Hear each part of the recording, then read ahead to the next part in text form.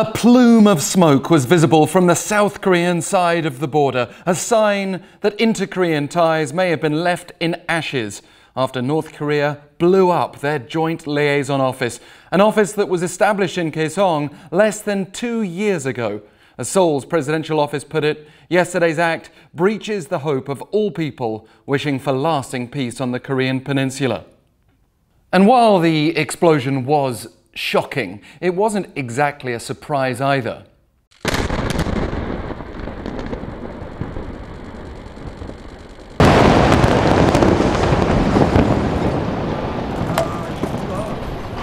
Chairman Kim Jong-un's ever-important sister, Kim Yo-jong, warned the South would see the collapse of the liaison office, and this was just days after she threatened to cut off all communications between the Koreas, a threat that was also fulfilled.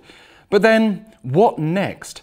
Based on Kim Yo-jong's threat, perhaps the destruction of shuttered joint tourism facilities at Mount Kumgang and the Kaesong Industrial Complex, which will be of particular concern to South Korean business owners who were hoping the positive mood of 2018 could lead to its reopening.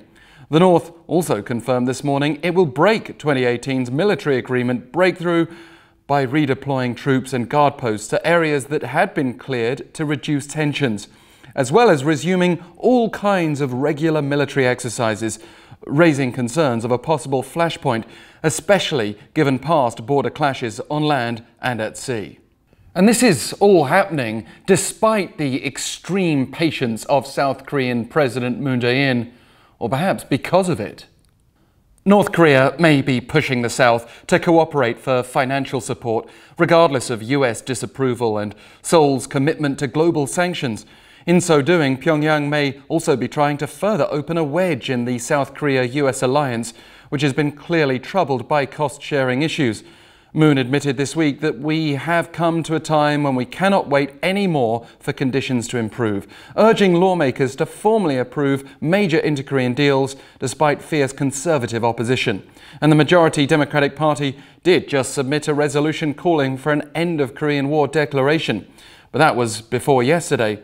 And besides, the North, massively hindered by sanctions and the coronavirus pandemic, but far from ready to give up nuclear weapons, will want practical sources of income rather than symbolic gestures. So the peacemaker Moon Jae-in is being backed into a corner, and there's a danger of the North pressuring the United States too far too.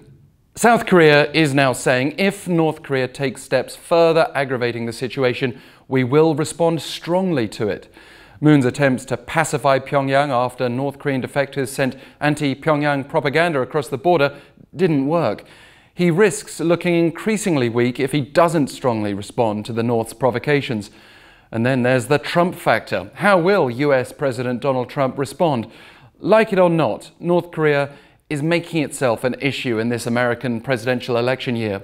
But if Pyongyang hopes to earn some US concessions on sanctions, it may need to think again, as Trump's options are limited, and he may choose to return to fire and fury rhetoric in an attempt to rally support if the denuclearization process is deemed to have failed. North Korea is playing a dangerous game, sandwiching the South when Seoul surely won't abandon its position as a responsible member of the global community, while pressuring perhaps the most unconventional president in American history.